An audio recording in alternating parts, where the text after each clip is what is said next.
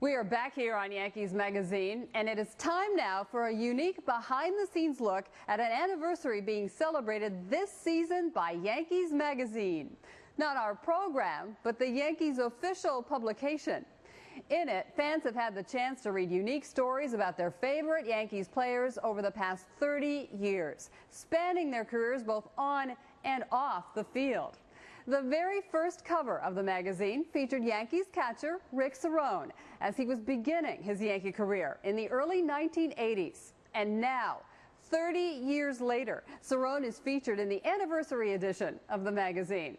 We had the opportunity to sit down with Rick and the Yankees Director of Publications, Al Santacieri, to discuss the history of the magazine, including that very first cover.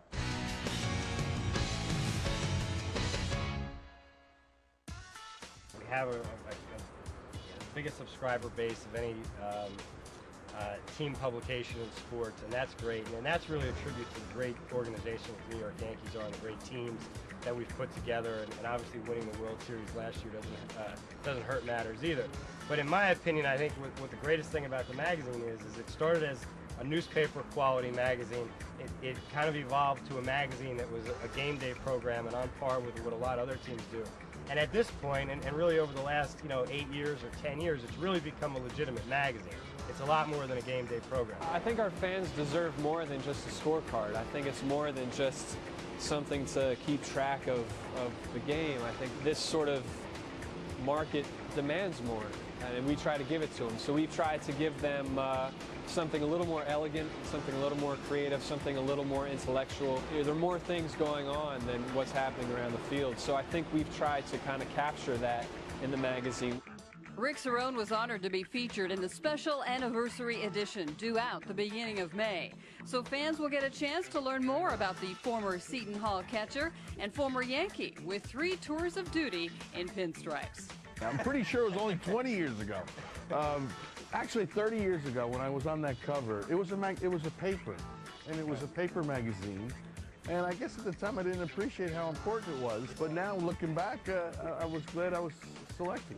Yankees Magazine has obviously done quite a lot of things in 30 years, but it doesn't even compare to the things that Rick's done. I mean, just the things that he did as an entrepreneur after his playing days. He had a dream to bring a minor league team back to Newark, and he did it, and it was a success, and it was a great thing.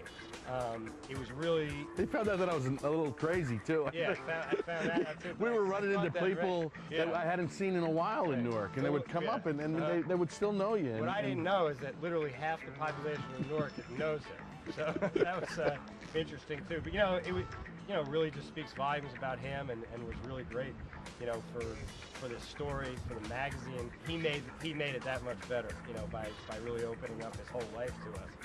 Over the years, the magazine has also boasted some other great covers and told many different and unique stories involving Yankee greats. We're able to tag along with the players to their hometowns. So we have access that I like to think that makes us stand out and makes us a little more unique.